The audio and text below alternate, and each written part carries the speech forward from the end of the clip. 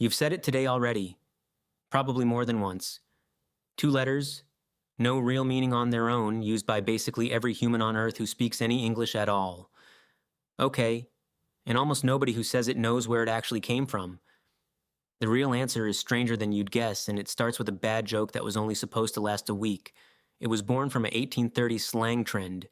Picture Boston in March of 1839.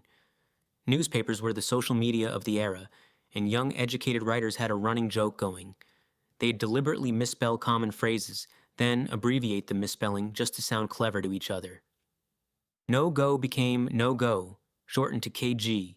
All right became all right, shortened to OW. It was the exact same impulse behind LOL or OMG today, just running on ink instead of phone screens. On March 23rd, a Boston Morning Post editor named Charles Gordon Green was taking a jab at a rival newspaper, and at the end of the paragraph, he tossed in one more of these jokes. OK for all correct. A deliberately bad misspelling of all correct. It wasn't even the cleverest joke in the bunch that week. Almost all of them died within months. KG is gone. OW is gone. Dozens of these abbreviations got used a few times in Boston papers and then vanished completely, the same way most internet slang quietly disappears a year or two after it peaks. OK should have died with them.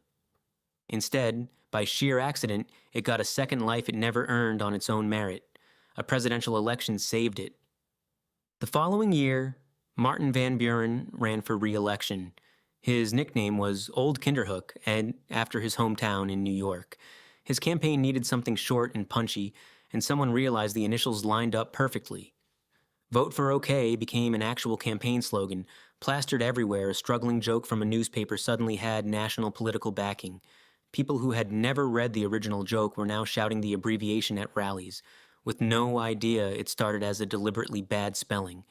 The word had completely detached from its origin and was just out in the world now, multiplying on its own.